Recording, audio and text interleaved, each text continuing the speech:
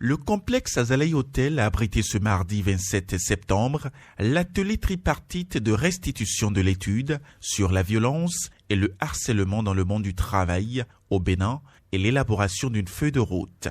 Prévu pour se dérouler 2 jours durant, cet atelier mobilise d'une part les représentants du gouvernement et d'autre part ceux des organisations d'employeurs et de travailleurs. Cet atelier vous permettra, chers participants, de prendre connaissance de l'étude sociologique réalisée sur la violence et le harcèlement dans le monde du travail au Bénin, de procéder à la validation de cette étude, d'identifier les mesures à prendre pour lutter contre la violence et le harcèlement dans le monde du travail au Bénin, enfin de formuler des axes d'un plan d'action pour un monde de travail exempt de violence et de harcèlement au Bénin en vue de la ratification de la Convention numéro 190.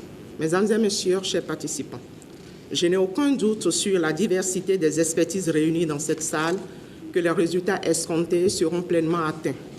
Je voudrais d'ores et déjà vous rassurer que l'environnement législatif du Bénin sera bientôt renforcé par la ratification de la Convention numéro 190 sur le harcèlement et la violence en milieu de travail en complément aux lois numéro 2006-19 du 5 septembre 2006 portant répression du harcèlement sexuel et protection des victimes en République du Bénin et la loi numéro 2011-26 du 9 janvier 2012 portant prévention et répression des violences faites aux femmes.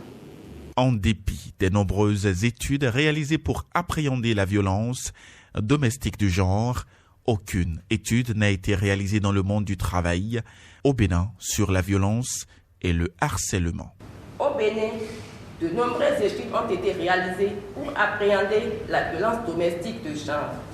Nous pouvons en citer entre autres l'étude de base du projet Empower, publiée en décembre 2008 sur les violences faites aux femmes et aux filles au Bénin. La recherche faite par le CNV International, l'Université d'Amsterdam en liaison avec l'AIIAS et la Fondation Wage Indicator, réalisée en juillet et août 2015 sur la violence envers les femmes au Bénin. Toutefois, aucune étude sur la violence et le harcèlement n'a été réalisée dans le monde du travail.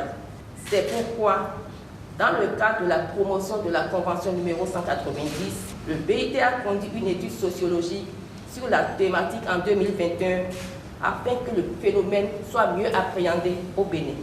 C'est dans le cadre de la restitution de cette étude que le présent atelier est organisé et son importance n'est plus à démontrer.